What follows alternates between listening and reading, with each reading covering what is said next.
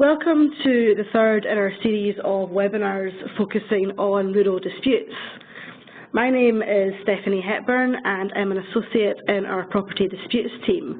I have particular experience in contentious rural property disputes, as well as experience in the Sheriff Courts, Court of Session, as well as the Land Court and Lands Tribunal. With me is my colleague Elaine Brailsford, who is a partner in our commercial litigation department. Today we are delivering part one of a two-part webinar series on ransom strips in rural land development. In this first part, we shall take a look at what constitutes a ransom strip, how they come about, and the issues that can arise from them. We'll also touch on the issue of encroachment at the end. In part two, which is broadcast on 28th of June next month, we'll talk about remedies including rectification of the land register and damages. One of the most important rules of property development is to ensure that the land acquired for a proposed development falls within the control of the developer or within the boundary of the public road. And this obviously is to ensure that access can be taken from the development to the road without there being any risk of an area between the two constituting a ransom strip. So, Elaine, can you tell us what is a ransom strip then? A ransom strip may be small but crucial piece of land which is needed either to access a property or part of a property, most commonly involving a development. And because it effectively holds the key to the development, the developer may be held to ransom. The price to unlock that land may be well in excess of its normal market value. We'll be looking at valuing ransom strips in part two. You often find ransom strips in a rural context where large estates or perhaps part of farmland is sold off for development. And with the introduction of the Land Registration, etc., Scotland Act 2012, which removed the keeper's discretion when registering land, and I know, Stephanie, you're going to talk a bit about that later, has given rise to a potential for a number of ransom strips disputes there. How then, in your experience, Elaine, do ransom strips occur? Well, I think there's really four reasons where ransom strips occur. One, obviously, is the deliberate creation of a ransom strip, that's retaining land deliberately. Another is as a result of mapping errors. An earlier conveyance or because of inaccuracies in the underlying OS map that forms the basis of the title can give rise to strips that could be a ransom. In the recent case, for instance, Craig Mile against the Keeper of the Registers, which was a 2016 case, a small triangular area of land was erroneously included in the registered title, and the keeper refused to rectify it, thus creating a ransom because that area was needed for access. And we'll cover that case in a little bit more detail later. Ransom strips can also be created where land is compulsorily acquired, and the whole extent that's been acquired is not in fact needed for the purpose of that CPO. And there are two cases which demonstrate that. One is the case of Elmford against the City of Glasgow Council, a case in 2001, where the local authority had compulsorily acquired the land for road purposes. And in the subsequent case, Mortson Whitecross against Falkirk Council in 2012, the local authority had again acquired land for the construction of a single carriageway, and that land included an embankment which was wider than necessary for that carriageway. It was in fact acquired for future expansion, and we'll touch on both of these cases in a moment.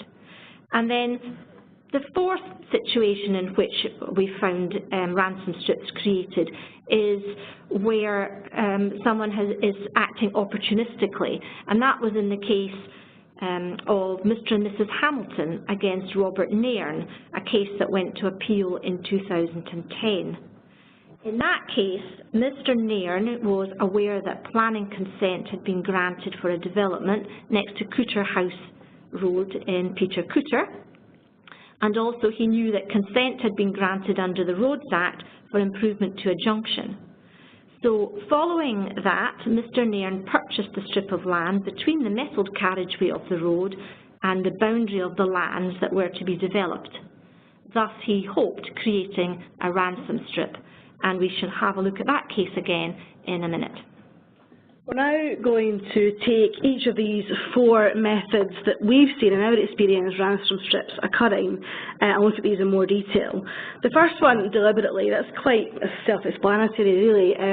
Sometimes ransom strips are deliberately created when land is sold off to ensure the seller keeps back a portion so he retains control over it, and indeed might be in a position to demand a ransom monetary payment in the future. The second method Elaine mentioned is as a result of mapping errors and the land register. As I'm sure most of you will know, at the moment we really have three land ownership regimes in Scotland. We have the historic Saysian Register, which is a chronological list of land deeds which contain written descriptions of properties. It's not plan or map based, but some titles recorded on it do have plans and maps with them. Much of Scotland's land ownership is actually still recorded on the Saysian Register, and we find a lot of large landed estates are still on the Saysian Register. For titles that are recorded in the Saysian Register, it's sometimes easier to argue that when you've got a vague title description or a poor quality plan, that this actually does include a strip of ground in dispute, and thus no ransom strip exists. We also have the Land Register of Scotland, created by the Land Registration Scotland Act 1979, which created the map-based Land Register to gradually replace the Saysian Register. The Keeper's Midas Touch is the name that is commonly given to the effect of registration under the 1979 Acts, where registration of a deed coupled with possession of the subjects can make a title immune to rectification. And the result of this is if a purchaser registers their title and is in possession of the subjects and doesn't consent or isn't willing to consent to rectification, the land register can't be rectified and the true owner is then deprived of ownership. And challenging a title in a ransom, that kind of ransom strip situation, therefore may require court action. Land registration is now governed by the Land Registration etc. Scotland Act 2012, and any new registrations, whether coming from the Saysian Register or a title registered under the 1979 Acts, are now subject to the 2012 Act rules. These rules are very different to the 1979 Act rules, and as we'll discuss in a moment, the new rules may result in more ransom strip situations arising going forward. The 2012 Act has also introduced the Cadastral Map, which now defines land ownership. It's defined by the 2012 Act as a map showing all registered geospatial data relating to registered plots. It consists of cadastral units, each of which represent a single registered plot of land. The cadastral map is not limited to defining ownership boundaries, but it really includes geospatial references for other rights or burdens that affect the registered plots of land. It extends to include the seabed of Scotland out to the 12-mile territorial limits, and the Ordnance Survey map still forms the base map for the cadastral map. And ROS have provided the image on your screen there as to how they see the cadastral map going forward, and that shows you all the plots on that image. So why does land registration cause problems that could give rise to a ransom strip? Well, the first reason really is because the land register is based on the underlying OS map. It uses the OS map as its base map. All titles on the land register are plotted on the OS map, and as I'm sure many of you have experienced, there can be a number of pitfalls in the OS map. It's not as exact as we would perhaps like it to be, and depending on the scale of the OS map and whether we're looking at depicting urban or rural or even semi-rural areas, the OS map can be between 0.5 metres and 4 metres out. In addition, again, as I'm sure many of you will know, the OS map picks up features on the ground as being the boundary. For example, this could be a wall, a fence or a hedge. If there are several features along a boundary, which we've seen in quite a few of our recent ransom strip dispute cases, and we often see a rural estate title having boundaries with a number of features, OS will only pick up on one feature, and this feature will not always be the correct legal boundary feature. Or the OS map might show the boundary feature as being in the wrong place. However, once this is on the land register, that feature will, rightly or wrongly, depict the legal boundary. The second reason that we see as the land register causing problems and perhaps ransom strips arising is as a result of the keeper's discretion. Under the 1979 Act, the keeper was able to use her discretion and accept deed plans that were not 100% accurate. This discretion allowed the keeper to close any gaps that might have existed between two titles, as long as the gap had been occupied by the party who wanted to register it and bring it into their title. Now, under the 2012 Act, there's no scope for the keeper to exercise her discretion, and as such, gaps between titles will be left, and ransom strips will undoubtedly arise. It's also worth saying a quick word on tolerances. If a title sheet states that the boundary of a title is within the tolerance of the OS map, that in itself may suggest title is not exact, but it falls within the land register's tolerances, and as such it can't be rectified. And the accepted tolerances in the land register are where your map scale is 1 to 1,250, i.e. urban areas, the tolerance is plus or minus 0.5 metres. Where your map scale is 1 to 2,500, so semi-urban or semi-rural areas, the tolerance is plus or minus 1 metre. And where your map scale is 1 to 10,000, so rural areas, Moorland for example, the tolerance is plus or minus 9 metres, which is quite a large distance. Any ransom strip on the land register would require to be challenged in the courts in this situation, as no rectification of the land register is possible where it is within tolerances or you haven't got the consent of the other side. Now, going back to how ransom strips are created, before we look at ransom strips created opportunistically or as a result of the CPO, it's important to consider what is the legal definition of a road. A road is defined by the Road Scotland Act 1984 as meaning, and I'm going to read this a bit short, as meaning any way over which there is a public right of passage and includes the road's verge. A public road is defined as meaning any road which a roads authority have a duty to maintain. Now, the practical effect of these definitions is that there is a public right of passage over the carriageway and the verge, so that if the title abuts the road and the verge, then free access may be taken over it. So one question that arises is, what is the extent of that verge that falls within the definition of a road? Well, this very question has been the subject of much case law recently, and is something we are seeing being frequently litigated. The extent of the verge over which you can see access is really dependent on the individual facts and circumstances. The extent isn't dependent on the listing of the roads authority or the local authority, but is dependent, as I said, on the individual physical circumstances and the extent to which the land, including any verge, has been dedicated to the public passage, as per the definition in the Road Scotland Act that Elaine's just read out. Lord Murray, in the Perth and Kinross County Council against the Magistrates of Crieff case, which was a case that actually predated the 1984 Act, he said that in its natural meaning and construction, road or highway means and includes the whole area dedicated to the public passage from fence to fence, or as may be, building line to building line, including the area, if any, occupied by footways of any kind. We then had the case of David Runciman and Sons against Scottish Borders Council, and I put on the slide there the area that I think was in dispute in that case from a glance at Google Maps.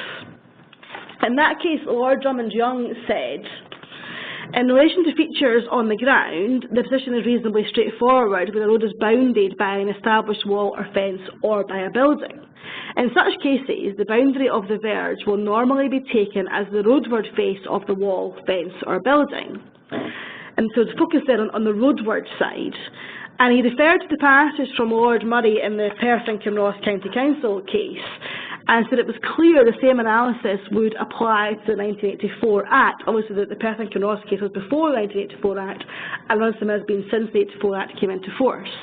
And Lord Drummond Young went on to say that in such cases, there exists an obvious physical barrier that stretches up from the ground and is obviously designed to separate the road and its verge from the property beyond.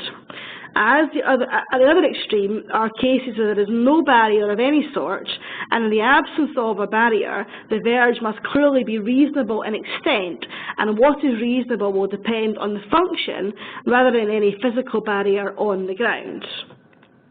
Okay, so looking now at ransom strips created as a result of more land being compulsorily acquired than is necessary, there are, as I've mentioned previously, two interesting cases on this. The first is the case of Elmford Limited against City of Glasgow Council, a case in 2001, where the strip of land was held not part of the road, as it had not been dedicated to the right of public passage, notwithstanding that the local authority had compulsorily acquired the land for road purposes. The court in that case held that compulsory acquisition under the Roads Act in connection with the construction of a road was not the equivalent of declaration of that road in its entirety to public passage, and there was no evidence of subsequent actings which demonstrated dedication to the public right of passage. In the subsequent case, Mortson Whitecross against Falkirk Council, and I think that if you're looking at the slide, I think that should be the A801 near Linlithgow, which was the subject of this dispute. The local authority had acquired land for the construction of a single carriageway, and the land included an embankment which was wider than necessary for the single carriageway, but was acquired for future expansion. The court held that the matter required to be tested by the use, character and function of the land at the time, that is, the time of adoption, and not by future intentions. At no time had the land in question been put to use as a highway. So what these cases tell us is that the verge falls within the definition of a road over which there will be a public right to take access, but the extent of that verge over which you can take access is dependent on particular facts. Where there are features on the ground, the verge will normally be taken as the roadward face of the wall, fence or building, or in the case of Runciman, the roadside of the trunks of the shrubs or trees that made up the hedge that abounds the carriageway. But it's important to note this is not a fixed rule. Every case will depend on its own facts and circumstances. Looking now at the fourth method that we touched on as being something we've seen where ransom strips can arise, and that is opportunistically.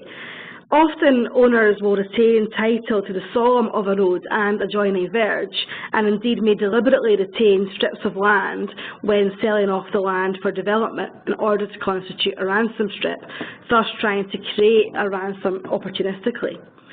However, the public right to take access over a public road cannot be restricted or regulated by the owner of the solemn, and the same goes for regulating the verge, if the verge forms part of the road.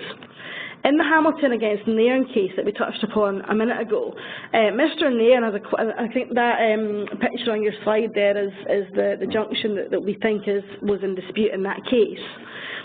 Mr Nairn had acquired a strip of land between the metalled carriageway of Cooterhouse Road and the boundary of the lands of Tillyock. The boundary was marked by what remained of a dry-stone dyke. There were a number of gaps in the dry-stone dyke, in particular where the existing junction was located. The proposed junction between the subjects and the carriageway would cross this strip of land. What Mr Nairn, of course, was trying to do was create a ransom. Mr and Mrs Hamilton needed to take access across that strip. The road was a public road and included in the list of held by the local authority of roads and highways that fell under their management and control. And the issue was whether the verge between the metalled surface of the roads and the dry stone dyke forming the boundary was part of the public road over which there was a public right of passage in terms of the definition of the roads. In this case, during the currency of the evidence, and indeed it seems from our reading of the case that it was almost as soon as the evidence being led was over, Mr Nair's counsel conceded that the whole strip of land over which access was to be taken was actually verge. This may well have been because maps were disclosed showing Cooterhouse Roads and its verges all as adopted, the verges extending from the dyke all the way to the carriageway. The court, though, also said that even if that concession hadn't been made, it would have found the verge extended over the whole of the land in question, and it approved the dicta of Lord Murray in the Perth and Kinross case that we mentioned earlier, and to that of Lord Drummond-Young in the more recent Runciman case. The court also confirmed that it was really quite impracticable to expect members of the public to establish that a public right of passage had actually been exercised over every square metre of a verge at the side of what was a country road. In the Hamilton case, it was found that the area occupied by the roads, and obviously by that they were including the verge, extended from the boundary wall at Tillyock on the southwest of the carriageway to the equivalent dyke on the northeast. So we're going to turn now to look at some situations which are not actual ransom strip situations, and that is a situation where you can have an element of encroachment, and that can have equally serious consequences. So with encroachment, the problem is not with the underlying title, but with the unlawful occupation by another party on that other party's title. More often than not, encroachment occurs due to a failure to appreciate where the true boundary lies on the ground. So, for example, you can get buildings that have been constructed that extend over the title boundary. Encroachment, whilst not itself creating a ransom strip in the sense of the strip being the key to the access, it nonetheless creates a ransom situation where the alternative to removing the encroachment is to acquire the area that's been encroached or to pay damages to enable the owner to remove the encroachment himself. If he wants to acquire the area encroached upon, he's effectively over that proverbial barrel, as the price retained will not be the nominal value which would ordinarily be the case, but an enhanced value, recognising the value to the encroacher in not having to remove it. Such a payment has, in recent case before the Lands Tribunal, that was the Craig Mile against the Keeper of the Register's case, been referred to as a frustration payment as opposed to a ransom payment. The case was actually about a ransom strip. The registered title was incorrect. A small rectangular area of land had been wrongly entered into the land certificate. The keeper had refused to rectify. The case concerned the valuation of that triangle in those circumstances.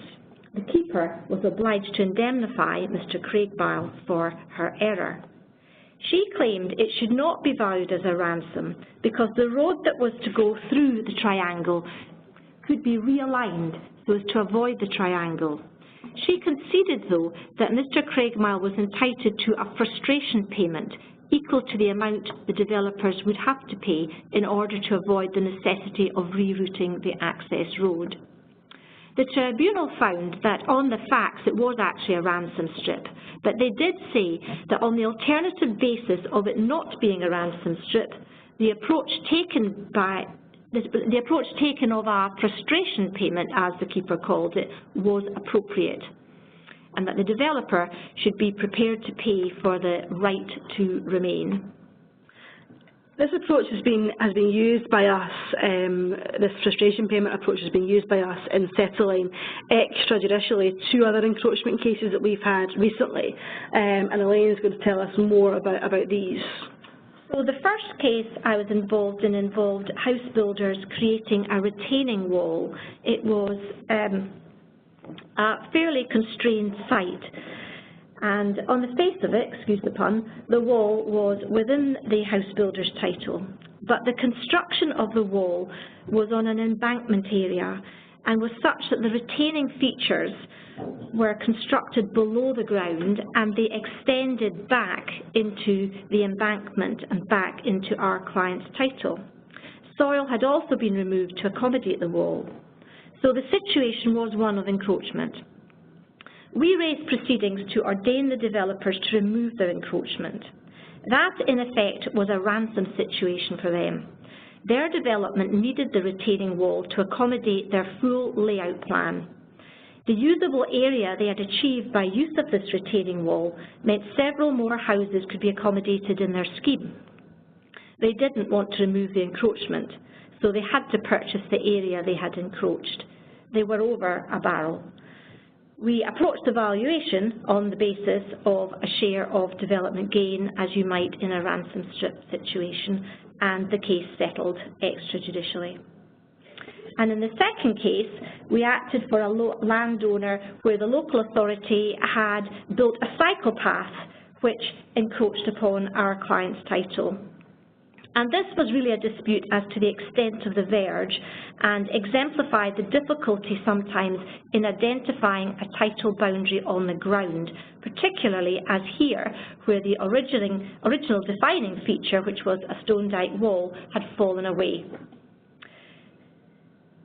The line of the boundary was eventually accepted, and the argument centred around the extent of the verge. I may say that it was when the contractor started to dig in preparation for the cycle path that they uncovered the old stone wall. Here you've got a nice picture of it. So the intention was that the cycle path would have been built over the wall and thus encroached into our client's land.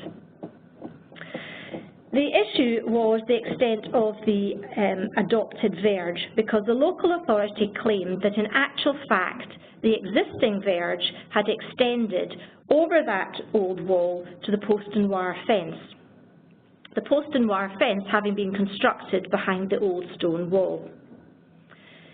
But based on the case of Mortson Whitecross, which we've already covered, we argued that the time for looking at whether the area was dedicated to the right of public passage was at the time of adoption, that it was not possible for an area originally vested in the authority to become vested by means of creepage. At the time the road was made public, the dyke would have been in situ, and as per the cases we've already discussed, the verge would have extended up to the road face of that wall. Thus, we argued that the cycle path encroached over our client's land. The local authority then sought to argue that they had maintained the area in dispute, something which our client denied. But in any event, our argument was that maintenance does not create adoption. That is the cart before the horse. The first question to be answered is whether the verge is adopted, and if it is, then the obligation for maintenance arises, not the other way around. We brought proceedings to ordain the local authority to remove their path, to the extent at least that it encroached. We settled the case extrajudicially with an agreed payment, a frustration payment, you might say. Thanks, Elaine. Two interesting cases that we've been involved in lately. That concludes part one of our webinar on ransom strips in rural land development. In part two of the series, we're going to look at how ransom strips can be avoided, and if they can't be avoided, what remedies are available, including rectification of the land register, damages, and the valuation of ransom strips. We do have a minute or so for questions. If anyone has any, you can use the chat facility on your screen there to type them in, and we should see them at our end. If not, both of our contact details are on the screen there, and we're happy to take any questions directly offline. Okay, thank you everyone for your time. Hopefully you'll join us for part two on 28th of June. Thanks.